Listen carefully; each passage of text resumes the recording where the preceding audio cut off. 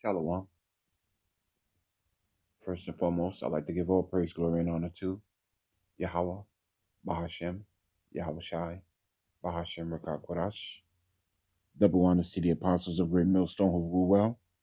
Peace and salutations unto the elect of the nation of Israel.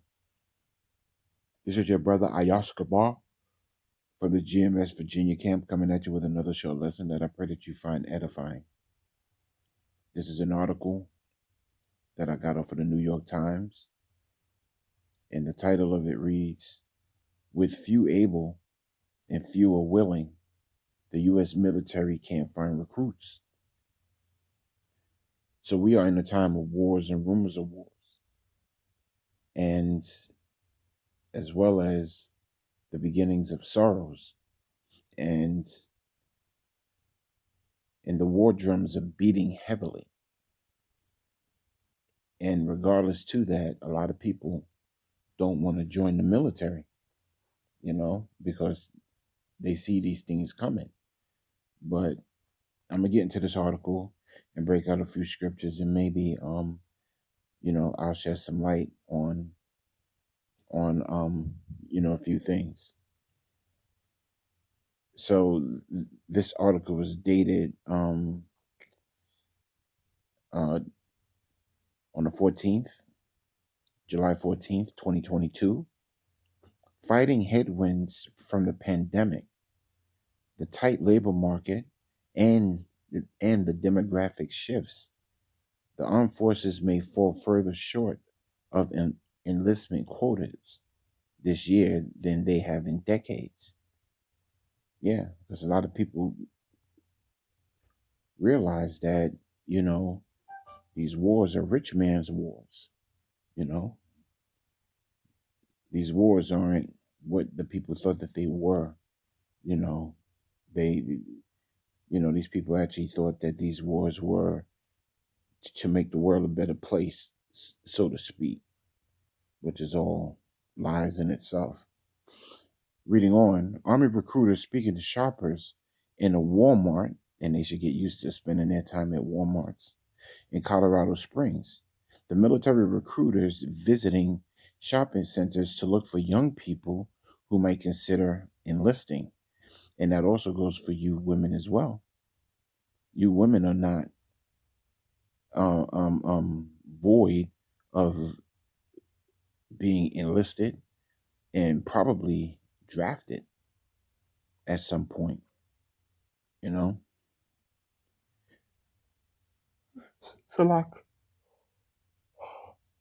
Salakia. I just got off of the plantation.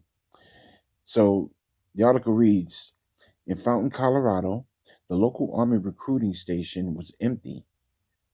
The normally reliable recruiting grounds at the nearby Walmart were a bust, with the Army still thousands of soldiers short of its recruiting goals. The station commander Sergeant First Class James Pulliam, dressed head to toe in camouflage, scanned a strip mall parking lot for targets. And that's what they do, you know? They look for young men and women who aren't with their parents, and try to lure them in.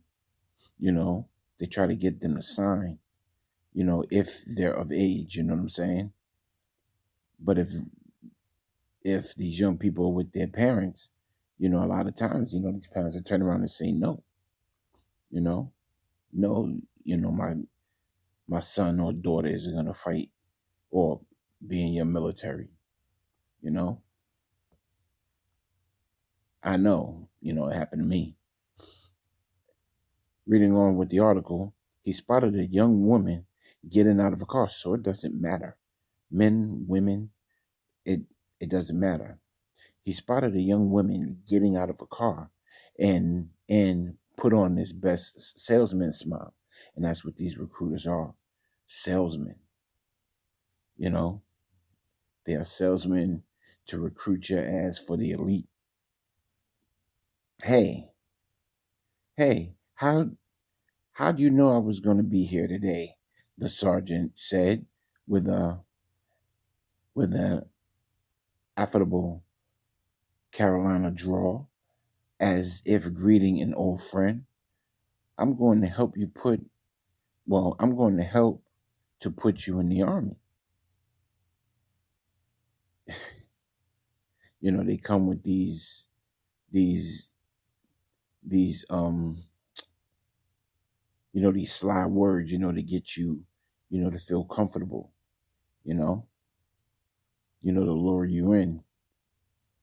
Anyhow, we're reading on with the article. These are tough times. These are tough times for military recruiting. Almost across the board, the armed forces are experiencing large shortfalls in enlistments this year, a deficit of thousands of entry level troops that is on pace to be the worst in any since just after the Vietnam War. Yeah, because a lot of people see what's coming on the horizon. You know, these people don't want to enlist and be on the front lines. You know, they see a war's brewing with the bear. You know, they aren't as stupid as they thought. Anyhow, it threatens to throw a wrench in the military's machinery, leaving critical jobs unfilled in some platoons with too few people to function. You know, the C-19 is part of the problem. Lockdowns during the pandemic have limited recruiters' ability to forge bonds face to face with prospects. And that's what they are, prospects. It's crazy. The military's jab mandate has kept some would be troops away. The current hot or Salak, the current white hot labor market with many more jobs available than people to fill them is also a factor, as rising civilian wages and benefits make the military service less enticing. Yeah, a lot of people are going the alternate route. You know, these people would rather go to work at a sub shop than to join the military, especially when they see what's on the horizon again. You know, um, reading on, but longer term demographic trends are also are also taking a toll. Less than a quarter of young American adults are physically fit to enlist and have no disqualifying criminal records. Hey, listen, when it gets to the point where they don't care and they just want a body, how big and fat you are, even how old you are, is going to make a difference. And it ain't going to make a difference if you got a criminal record or not. You know, a portion that has shrunk steadily in recent years. And shifting attitudes towards the military service means that now only about 1 to 10 young people say that they would even consider it, especially you Jakes. A lot of Jakes aren't joining the military these days, and quite honestly, these these people want Jakes to join the military.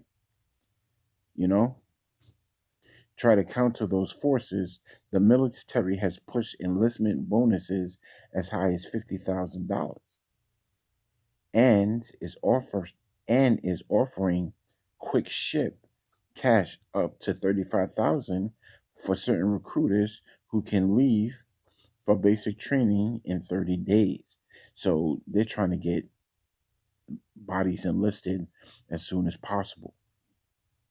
To broaden the recruiting pool, the service branches have loosened their restrictions on neck tattoos and other standards in June. So, so they're making it easier for you to join the military. And like I said, at some point, your criminal record isn't going to matter. Your weight isn't going to matter. Your age isn't going to matter. All that matters is there's a body to fill the uniform, you know? And that's what it's going to end up turning out to be, because it's going to get really bad out here. Um, The Army even briefly dropped its requirement for a high school diploma for deciding that would be a bad move and rescinded the change. Even then, so your education ain't gonna matter either. You know, the Army is the largest of the armed forces, and and the recruiting shortfall is hitting it the hardest. As of late June, it it it had recruited only about 40% of the roughly 57,000 new soldiers it wants to put in boots by September 30th, the end of the fiscal year. So they're falling short on the amount of soldiers, that they have available. So with that, I suspect that there's going to be a draft, especially if war breaks out, you know, especially if war breaks out, there's going to be a draft, you know, but you get the gist of the story. A lot of a, a lot of young people isn't joining the military. A lot of young people isn't as excited to join the military, because it's going to get real bad. It's going to get terrible here, overseas, around the world, you know. So, you know, that's the end of the article, and if you want to read more on this article, of course, it's in the New York Times, and there's the title there. But, I'm going to break out maybe one or two precepts, and I'm going to end the article off on that.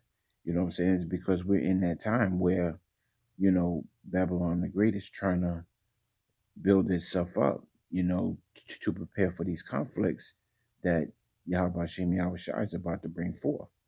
And as the scriptures say, even the mighty man shall cry bitterly, So, hey, we're in those times. So, where do I want to start? Um, I start at the book of Second Ezra, chapter 16, and I started verse 33 because, like I said, a lot of people aren't joining the military, and if a military or if a war does break out, a lot of people's going to be drafted. A lot of men are going to be drafted. And like if these race wars break out, these civil wars break out, if the economy collapse, a lot of these men are going to be destroyed as well. There's essentially there's going to be a shortage of men, you know, due to wars, albeit fighting over here in Babylon the Great or even overseas. And as you can see, this devil is having a hard time trying to fill the shoes of empty slots. So, um, yes, yeah. So enough of my rambling. Let me bring out some scriptures. The book of Second Ezra, chapter 16. I start at verse 33. The virgins shall mourn, having no bridegrooms. The women shall mourn, having no husbands. Their daughters shall mourn, having no helpers. And that's exactly what's about to happen. The virgins are about to mourn because there will be no men to marry, you know. There will be no men, to help them. The woman shall mourn, having no husbands. A lot of these men are about to be drafted and sent overseas, to fight these wars, you know, in World War III. Their daughters shall mourn, having no helpers, you know, and these are the times that we're in. In the wars shall their bridegrooms be destroyed, and their husbands shall perish of famine. So not only do you have to worry about these wars and these calamities that's about to befall Babylon the Great, you also gotta also consider the famines. You know what I'm saying? So a lot of men are about to be destroyed. A lot of these men are about to be broken down to their least common denominator. But don't get it twisted. A lot of you women are also going to be broken down to your least common denominator as well. Let me see if I can read some more. Yeah, I'm reading down a little more. Hear ye, Salak, hear now these things and understand them, ye servants of Yahweh Shem Yahushai. Behold, the word of the Lord, receive it. Believe not the gods of whom Yahweh Shem Yahushai spake. Behold, the plagues draw nigh and are not slacking. Which one of the plagues? War. War is a plague, and it's a plague that's going to cover the whole earth. You know, that's why they call it World War III. You know, it's going to happen overseas, and even Babylon the Great's going to be invaded. So these plagues are coming, and they're not slack.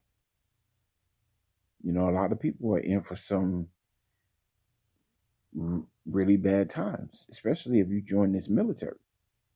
Even if you don't join this military and you get drafted, you're in for some really bad time. Unless you got that hedge about you through the spirit and power of Yahweh Shem Yahushai, you're screwed. You know. Verse 38. As when a woman with child in the 9th month bringeth forth her son, with 2 or 3 hours of her birth, great pains can pass her womb. And we're in a time of those contractions. You know, you actually see these things building up. You know, you actually see these things happening. You know, you're actually seeing what Yahweh Shem Yahushai said was going to happen come to pass. Which pains, when the child cometh forth, they slack not a moment. And those birth pains are coming, and they're not slack. In fact, these birth pains are happening faster and faster and faster and faster. So you might not be willing to join the military. You might not be able to join the military, but you're going to eventually fight, whether you want to or not. You know? Verse 39. Even so shall not the plagues be slack to come upon the earth. You know, these plagues aren't playing. You know, these plagues aren't slack. They're coming to pass upon the whole earth. World War III is one of those great plagues, man, that's gonna really destroy a lot of people. You know, Yahweh Shem Yahushai is gathering the mighty men to the battle. You know, and the world shall mourn, and sorrow shall come upon it on every side. It's gonna get bad. It's gonna get very bad, and the armies or the military of Babylon the Great is just gonna be destroyed. You know, because the military isn't as great as it used to be. The military isn't as advanced as it used to be. In fact, the military over here in Babylon the Great has fallen off big time. You know, and now these other heathen nations have actually built up their military where they can actually look at Babylon the Great and say, are you as weak as we? You know,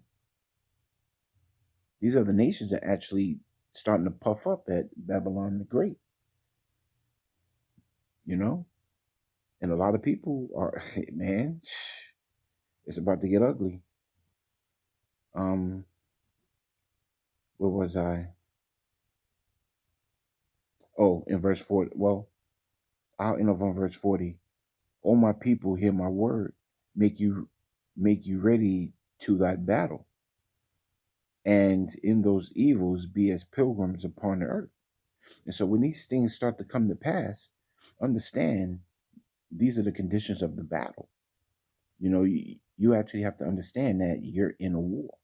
You have constantly been in a war, you know? Although Babylon the Great is recruiting their soldiers for battle, Yahweh Shem Yahushai is recruiting his soldiers for their spiritual battle, you know, to get through these tribulous times that's about to come to pass, you know? For our weapons of warfare are not carnal. You know, so we got to move in the spirit of Yahweh Hashem Yahweh Shai, you know, because we're going to have to constantly be moving, you know, because when we become the pilgrims upon the earth, Yahweh Hashem Yahweh Shai, Habaratazah, I'm one of those men, you know, we're going to have to be on the move without a home, without a place to rest your head. You know, you might not be able to take a shower for a few days. You might not be able to eat for a few days or drink for a few days. You know, you might not even have shelter for a few days. You know, so even though Babylon the Great is having problems trying to find a few good men, Yahweh Hashem Yahweh Shai is building up his Salah. Yahweh Hashem Yahweh Shai is building up his few men, you know, to get through these tribulous times that are to befall us. You know, so I'm gonna end this lesson off on that, and I pray that you found it edifying. And until the next lesson, Yahweh Hashem Yahweh Shai Habaratazah. This is your brother Escobar from the GMS Virginia camp, signing out. I give all praise, glory, and honor to Yahweh, Bahashem, Yahweh Shai, Bahashem, Makakwadash. Double honor to the apostles of Great Millstone who rule well. Peace and salutations unto the elect of the nation of Israel. And until the next lesson, Shalom.